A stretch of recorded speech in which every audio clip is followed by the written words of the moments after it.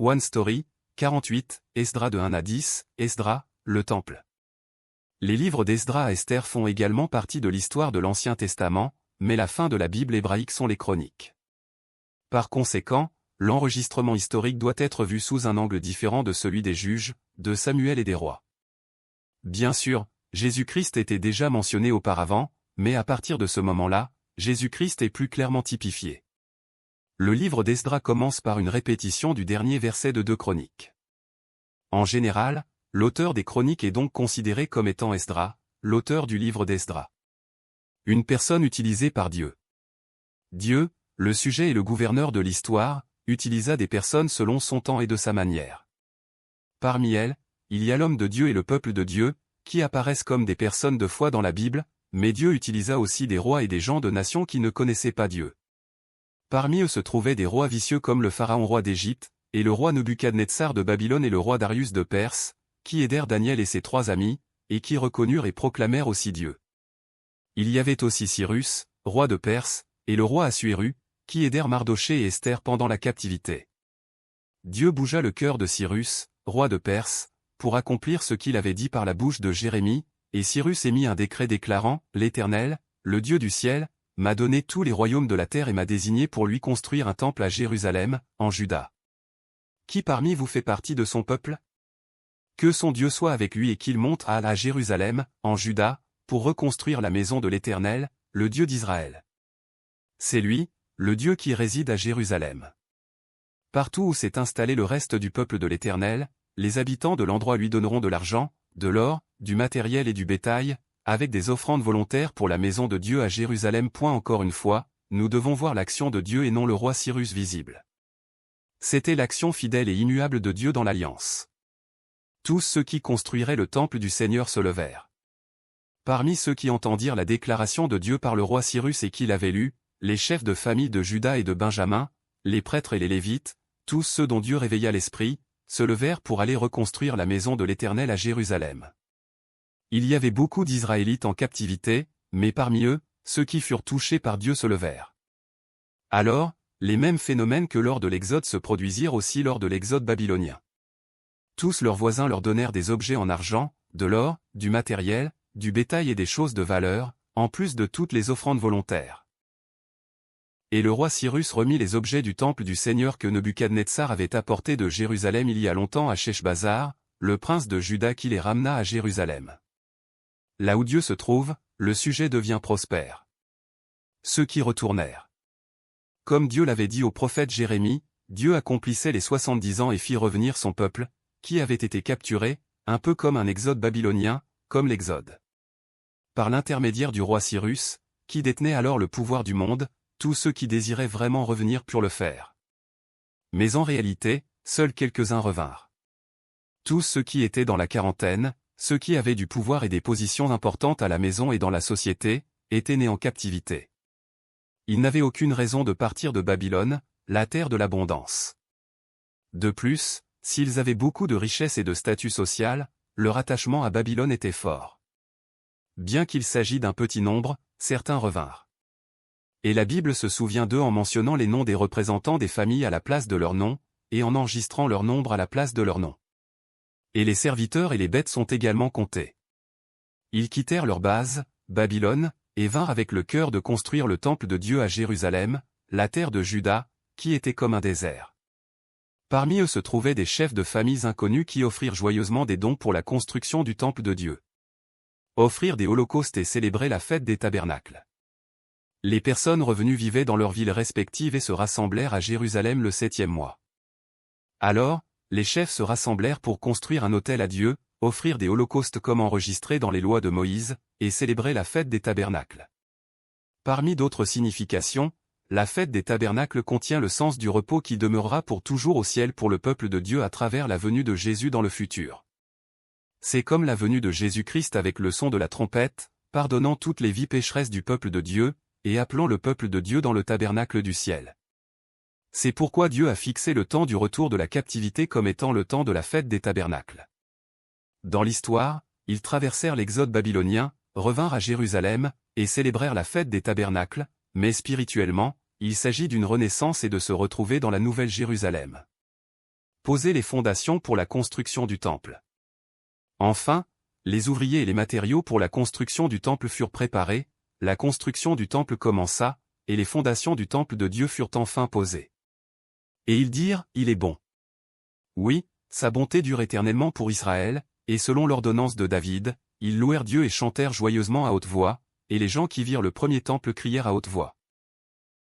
Les prêtres, les Lévites et les anciens chefs de famille qui virent le temple de Salomon, virent probablement l'époque où leurs ancêtres se rebellèrent contre Dieu, Jérusalem fut détruite, le temple s'effondra et ils passèrent leur temps en Babylonie.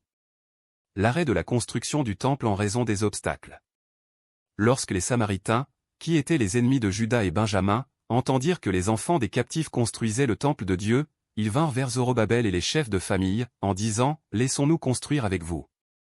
Nous offrirons des sacrifices à Dieu. » Après la chute du nord d'Israël, ils étaient nés entre les hommes envoyés par le roi assyrien et les femmes qui restèrent lorsque le roi d'Assyrie tua et captura tous les hommes, et ils ne croyaient pas en Dieu et n'offraient des sacrifices qu'à Dieu, qui craignaient l'Éternel tout en servant leur Dieu d'après la coutume des nations d'où on les avait exilés. Ainsi, Zorobabel et les chefs de famille rejetèrent leurs propositions, et dès lors, ils interférèrent de toutes les manières possibles dans la construction du temple. Ils agissaient de manière qu'ils n'auraient pas dû adopter si leur intention d'aider avait été vraiment pour le royaume de Dieu et pour l'établissement du temple de Dieu, prouvant que leur intention était mauvaise. Les Samaritains envoyèrent une lettre au roi de Perse pour interférer avec la construction du temple, et à cause du roi de Perse qui accepta la lettre, la construction du temple fut interrompue pendant 14 ans. Comprendre l'arrêt de la construction du temple. Ici, nous devons encore comprendre. Le retour de la captivité a été accompli et ceux qui sont revenus ont posé les fondations du temple. Et lorsque tout le monde était heureux et se réjouissait, la construction du temple fut arrêtée pendant 14 ans à cause de l'interférence des Samaritains. Alors, ce n'était-il pas le désir de Dieu qu'ils reviennent et construisent le temple? Nous savons clairement que Dieu a touché le cœur du roi Cyrus et que ceux qui sont revenus ont été touchés par Dieu. Et depuis qu'ils sont revenus, il n'y a pas de record indiquant qu'ils se sont opposés à Dieu. Ils se sont rassemblés pour construire un autel à Dieu, ont offert des holocaustes chaque jour selon les lois de Moïse, et ont célébré la fête des tabernacles. Nous devons donc comprendre la Bible à travers la Bible. Il pourrait être préférable de lire la Bible avec des connaissances sur l'histoire, et il pourrait être préférable de lire la Bible avec des connaissances sur la langue originale de la Bible, mais la Bible elle-même peut nous dire ce que Dieu veut nous dire. Tout d'abord, dans la Bible, les Israélites doivent être vus avec Jacob comme un groupe, à partir de Jacob. Il y a beaucoup de questions qui se posent avec la génération de Jacob, la génération des fils de Jacob, la génération de l'Exode et du désert, la génération des colonies cananéennes et l'époque des juges. Parfois, on dirait qu'ils sont punis pour les péchés de leurs ancêtres, et non pour leurs propres péchés. Nous devons voir Israël comme un tout et leur voyage de haut et de bas comme un aspect de la vie de Jacob. Ainsi, la Bible n'est pas seulement une histoire pour Israël, elle est une histoire vivante donnée aux chrétiens des générations à venir. Le prophète Daniel prospéra dans la région médo-persane depuis l'époque de Nebuchadnezzar de Babylone jusqu'au roi Cyrus de Perse, et le roi Darius, qui fit de Daniel le ministre principal, était un roi mède et tétrarque établi par le roi Cyrus qui permit le retour des prisonniers de la captivité. Daniel connaissait le moment du retour des prisonniers à travers le livre des prophètes, Jérémie. Ainsi, on peut voir que, à la demande de Daniel, la captivité fut retournée par le roi Cyrus à travers le roi Darius, et bien que la construction du temple ait cessé, y compris cette période d'arrêt, 516 avant Jésus-Christ, lorsque la reconstruction du temple fut achevée, était précisément 70 ans après la destruction du temple de Jérusalem en 586 avant Jésus-Christ. Il n'y a absolument aucune erreur dans la parole de Dieu. Par conséquent, bien que les Israélites revenus aient reconstruit le temple, le désir de Dieu n'était pas que le bâtiment soit reconstruit, mais que sa parole soit accomplie, et ils payèrent un prix rigoureux pour leurs péchés, ce qui ne leur laissait d'autre choix que d'être capturés. Maintenant, à travers l'expérience, ils comprennent mieux la gravité de pécher contre Dieu. La reconstruction de ce temple typifie aussi la venue de Jésus-Christ. Le royaume de Dieu ne se reconstruit pas en reconstruisant le temple, en établissant une nation et en levant des soldats. La raison pour laquelle les anciens ont pleuré à haute voix aux fondations de la construction du temple est que c'était incomparablement petit. Et même si le temple qu'ils reconstruisent maintenant ne disparaît pas de l'histoire, il s'effondrera à nouveau. Par conséquent, ce qu'ils reconstruisent et doivent reconstruire n'est pas un temple visible, mais la foi en Dieu et la préparation pour la venue du Messie, Jésus-Christ. Ainsi, le sujet de la construction du temple est Dieu. Pendant les 14 années, les Israélites ne se sont pas repentis de leurs péchés et de leurs transgressions dans l'espoir d'une reconstruction, mais pensaient que ce n'était pas le moment de construire le temple et étaient avides de construire leur propre quartier et maison. Le commencement de la construction du temple.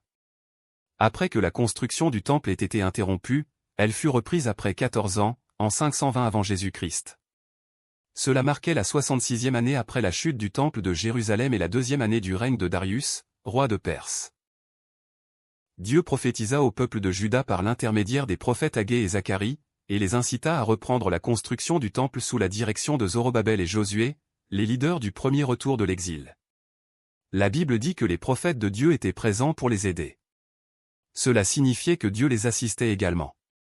Même à cette époque, des obstacles persistaient, mais ils ne purent arrêter la construction grâce à l'aide divine. Lorsque les opposants ne purent réussir seuls, ils envoyèrent un décret au roi perse Darius, de la même manière que les anciens Samaritains avaient envoyé un décret au roi de Perse, qui détenait le pouvoir mondial, pour arrêter la construction.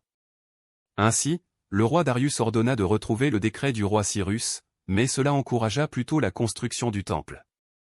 Les décrets étaient clairement rédigés dans l'intention de nuire à la construction du temple, mais Dieu permit que la construction soit achevée grâce à ces décrets. Cela était dû à l'approche des 70 ans dont Dieu avait parlé. Construction du temple terminée et cérémonie de consécration. Dans l'œuvre de Dieu, les anciens de Juda suivirent également l'ordre des prophètes Agé et Zacharie, et le travail de reconstruction du temple prospéra. Finalement, 4 ans plus tard, exactement 70 ans après la destruction du temple de Jérusalem, la construction du temple fut achevée et la cérémonie de consécration fut célébrée.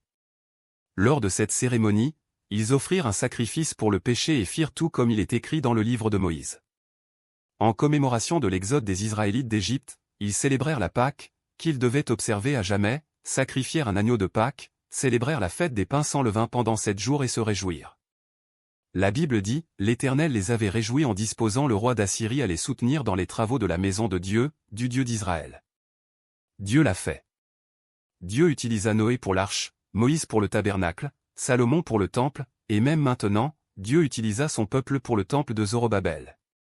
Un autre temple fut construit à Jérusalem, Juda, où vivaient les Israélites. Le temple fut bâti dans les cœurs du peuple de Dieu, et Jésus-Christ se tenait au centre. Louange à Dieu.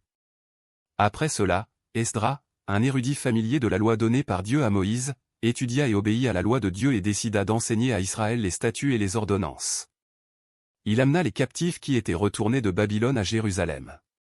En termes de temps, cela faisait 80 ans après le retour des premiers prisonniers juifs et environ 60 ans après la fin de la construction du temple de Zorobabel. Le livre d'Esther a été rédigé entre-temps. Cependant, il est important de savoir que la Bible est écrite selon le sujet, pas l'ordre chronologique. Donc, dans une seule histoire, elle suivra l'ordre du sujet dans lequel la Bible a été éditée, et non l'ordre chronologique. Grâce au roi perse que Dieu utilisa, Esdra reçut l'autorisation d'utiliser de l'argent et de l'or abondant, des cadeaux, des articles et tout le nécessaire pour le temple. De plus, des logements furent fournis pour que les captifs arrivent à Jérusalem.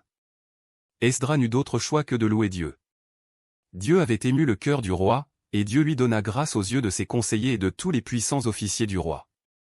Même à cette époque, les noms de ceux qui retournèrent furent enregistrés, et lorsqu'il n'y avait pas de Lévite parmi ceux qui étaient retournés, Esdra chercha un Lévite, jeûna et demanda à Dieu, et avec l'aide de Dieu, prit l'argent, l'or et d'autres articles pour le temple, et les amena sains et saufs à Jérusalem. Dieu est le sujet de toutes choses. Ainsi, nous devons trouver Dieu derrière nous à travers l'histoire de la Bible et croire en Dieu qui agit dans nos vies. Dieu est le même hier et aujourd'hui. Nos péchés abondent.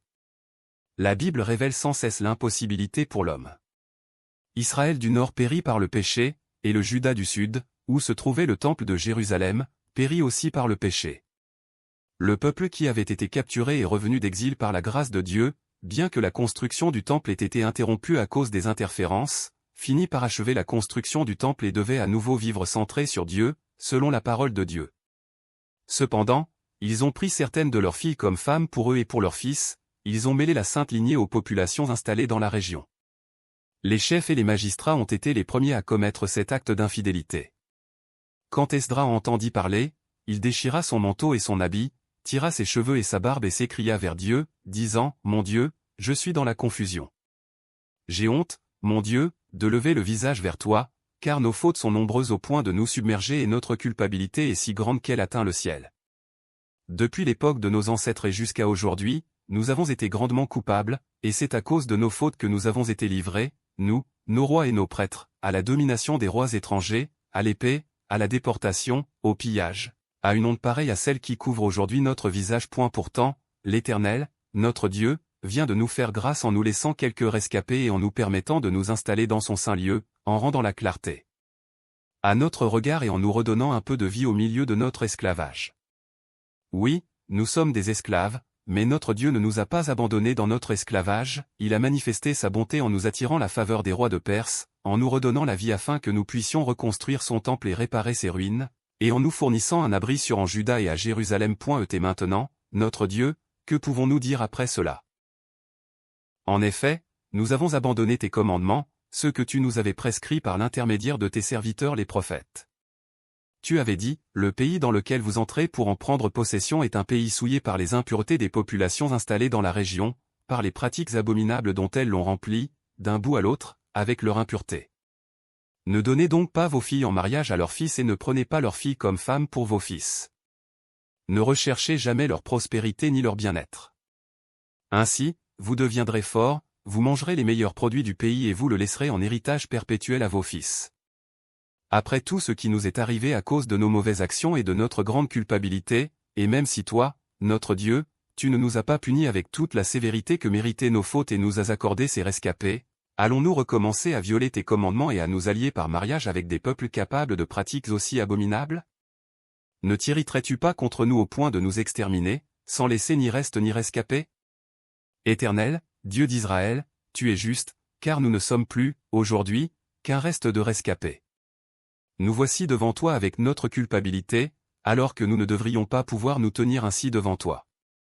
Enfin, sous la direction d'Esdras, le peuple pleura et fit une alliance avec Dieu pour renvoyer les femmes étrangères qui étaient devenues leurs femmes ainsi que leurs enfants, firent un serment, et Esdras rassembla tout le peuple à Jérusalem et dit, « Vous avez commis un acte d'infidélité, vous avez installé chez vous des femmes étrangères, augmentant ainsi la culpabilité d'Israël. Confessez maintenant votre faute à l'Éternel, le Dieu de vos ancêtres, et faites ce qui lui plaît. Séparez-vous des populations du pays et des femmes étrangères. » Et les Israélites répondirent, « Tu as raison.